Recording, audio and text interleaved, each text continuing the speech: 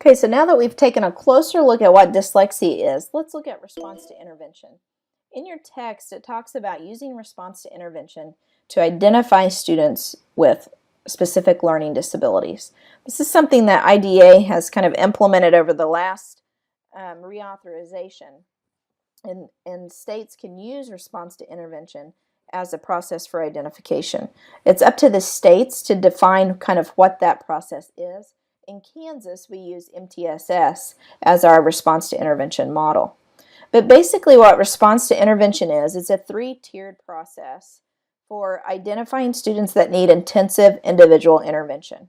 You'll notice Tier 1 occurs in all classrooms. It's universal interventions that we can use that are most likely preventative or proactive in nature on helping students meet classroom goals and those kinds of things, meeting academic goals.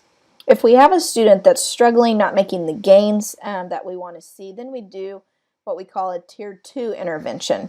And this impacts some students. We kind of target a group of students with interventions, students that we've identified at risk of falling behind their typical peers, and typically have a rapid response. And if we know this intervention is working or not. You'll notice the graphic over on the left-hand side talks about using a validated intervention for Tier 2. So we kind of have an intervention that we implement. We do some progress monitoring.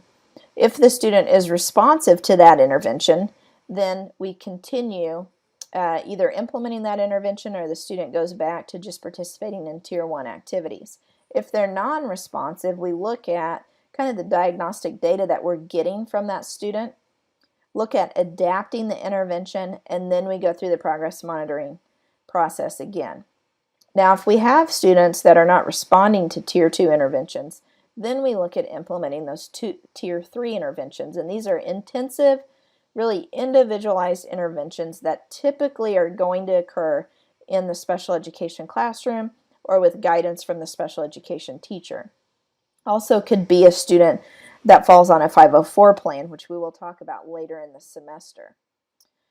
These are really individualized by the student. They're very much assessment based. They're very intensive. And so when we look at identifying a student with a learning disability, if we know that that deficit is significant behind their peers, and we know that the only way they're making progress, because we've gone through this process of response to intervention, is to use Tier 3 interventions or to use Tier 2 interventions, but those interventions require so much time to implement that they can't be done in the general ed classroom, then we look at identifying that student with a specific learning disability. And there's some criteria that we look at, which I think is so helpful when determining whether a student has a learning disability. The first criteria, and I included a link to this form within the module resources, so if this is something that you think would be helpful to you, you can access that information.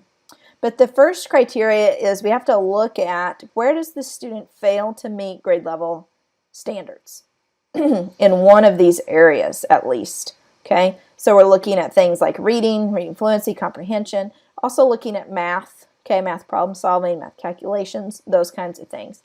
And then we identify specifically what reports we're using to get that documentation. So whether it's a district assessment, whether it's using some kind of CBM or some kind of universal screening measure, we identify it here. Then we go to the second criteria, and this is where we really get into the idea of response to intervention. We look at, is there a lack of sufficient progress in the student responding to a research-based intervention in that area that we identified in the first criteria. So here we're going to list specifically what intervention we used, okay? Whether it's strategic instruction in writing, or if it's word identification and error monitoring, whatever intervention that we are using specifically, we identify it here. We identify the baseline, we identify our goal score and our goal rate of progress. We're going to take a look at a sample graph in a little bit, because now we're getting into some math here, okay? And then we're going to look at the measure. And then we've got our weekly scores identified. I like this form because it's very clearly lays out exactly what intervention we're using, what measure we're using. We can clearly see from this form in a short area, what kind of progress the student is making.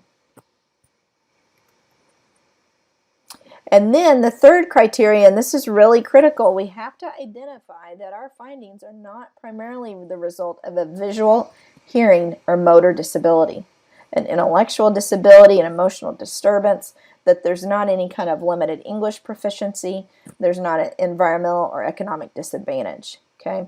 So a student cannot be identified with a learning disability if any of these are occurring as well. So for example, talking about Josie's reading level is lower than her typical hearing peers, but she has a hearing disability. She cannot be identified as having a specific learning disability in reading.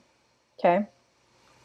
And then it talks a little bit about medical conditions that might be impacting the student, or if the student has an intellectual disability, they cannot be identified as having a specific learning disability. Again, this goes into a little bit more detail on that criterion 3, looking at economic disadvantages or limited English proficiency. That limited English proficiency is important. You know, we have a lot of ESL students in our schools. There's a temptation to identify those students with a learning disability if they're struggling in reading or struggling in math, but it's so critical to determine that that disability is not caused by their limited English proficiency. And then the fourth criterion that we have to determine is that the deficit does not exist because there was a lack of appropriate instruction in reading or math. So here we really look at the student's school history. We look at what kinds of instructional programs they've been exposed to. We look at kind of proficiency history, you know, if we have that available, where they were at different grade levels and how they were performing. And then we have to answer that yes or no question. Was the instruction adequate in reading or in math, depending on what subject we're looking at?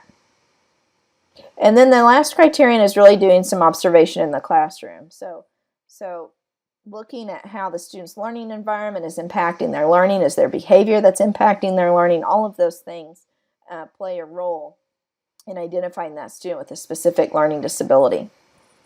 Now, I talked a little bit about data collection, and when you take the assessment course within your program, you'll learn more about data collection, but I just wanted to share a little bit about rate of progress with you because I think this is really important to look at. When we do data analysis for students within the response to intervention process, we have to look at rate of progress. So we have to determine kind of what is a goal for rate of progress, and then as we collect assessment data, we can look at whether or not that student is achieving that goal. So in the chart that we see here, the very first one is insufficient progress. Okay, so this student is a possible special education referral.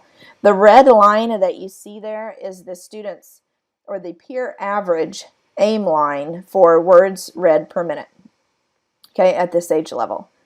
The black line is the student's target line. So they're starting out lower, but we want by week 16, we want to make sure they're at the same level as their peers. So you can see that black line moves up a little quicker. And then the blue line is our Tier 1 intervention. So you can tell we implemented Tier 1 interventions for about 8 weeks. Did some assessments along the way. You can see the assessment data for each week. That gap's getting bigger, right? We're not getting closer to that black student aim line. It's actually getting bigger. And so then they went into a Tier 2 intervention. You'll notice that Tier 2 intervention, still very little gain. It's pretty much plateaued. And so at that week 16 mark, this student would be identified as moving on to a special education referral. Now you'll notice the other chart is sufficient progress with intense intervention. So here we've got the same red and black line. That red line is for peers. The black line is the student's aim line. So we did Tier 1 interventions, kind of plateaued, made a tiny little bit of a gain, but not much. Then we went to a Tier 2 intervention. You can see that their gains really shot up. So one of the things we have to look at, for example, with that student, can that rate of response or progress be sustained in the general ed classroom? Okay, is that sustainable by the general education teacher, or is that only sustainable by having a special education teacher involved in teaching that intense intervention? If that's the case, again, this student, even though they're making progress, would be a possible special education referral. couple tools I want to point out for RTI, because RTI, there's a lot of interventions out there. There's a lot of strategies you can use. It can get overwhelming. You can't know all of them. You just can't. It's not possible. So it's good to have some things to fall back on to identify some interventions. These are a few that I really like. One is the New York Repository of Intervention Tools. Whoop, go there. This is an intervention. If you go under intervention tools, you can either look at reading or at math.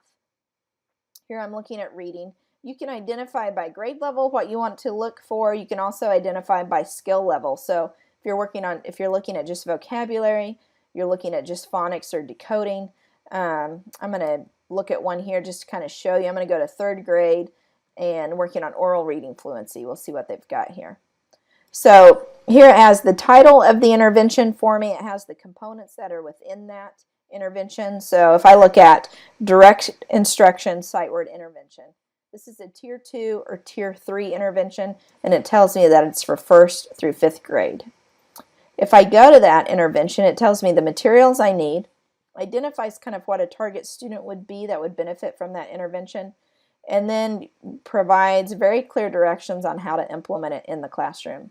The other piece that I like about this is it also has the research right there for you. So you know that these interventions have been researched, they've been proven to be effective. This is a great tool. I would suggest you take a look at this. It has everything from commercial programs that are for purchase to just learning strategies or instructional practices. So really good resource. And like I said, it also looks at math, which we're going to take a look at in the next video. But it also identifies math interventions all the way from tier 1 to tier 3. Really good resource. The other one that's very similar is called the Intensive Intervention Repository. And this one is, again, very similar, but it's got a tools chart as well. The other thing that I like about this is that it has academic interventions, also has behavioral interventions. So if you're doing RTI for a behavioral issue, it has that here. Has different behavior screenings, academic screenings that you can use, assessments, behavior progress monitoring, all kinds of resources here that you can use. I'm going to go just to academic intervention and show you exactly what they have here. See if we can get it to load for us.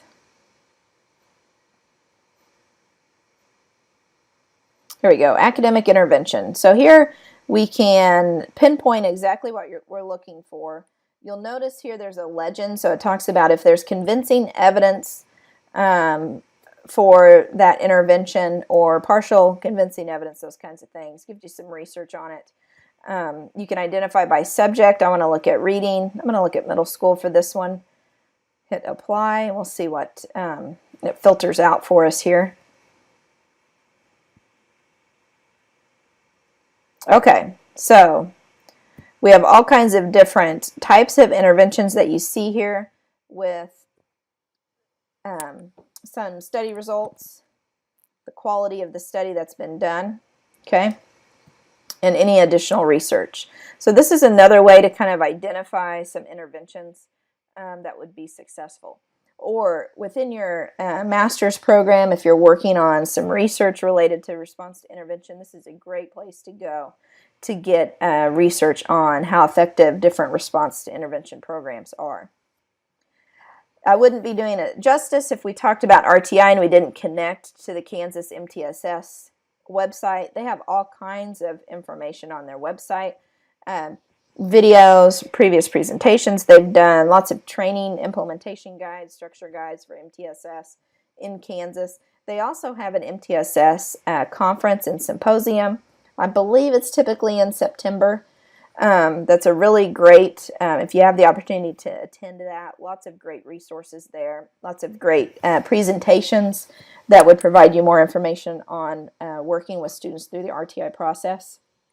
And then they have a really good regional reading training that they do in April that I would also suggest you take a look at, as well as a math conference in April. So I would use this as a resource, especially if you're teaching in Kansas, to get a lot more information on RTI. And then the last one is the KU Center for Research on Learning. The reason I talk about this one is because they have several interventions really specific to RTI and specific to reading in particular. And they do a learning conference typically in July in Lawrence. It's a great conference.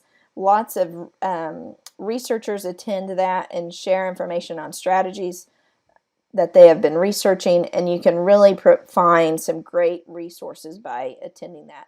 They also have trainings that they do through the KU Center for Research on Learning if you want to get more specific training on a particular intervention or strategy. They have some great strategy training. So I encourage you to look at that too if that's something that you're interested in and you feel like would be beneficial to the students in your classroom. So the next step here is we're going to take a look at math disabilities to kind of wrap up this module on learning disabilities.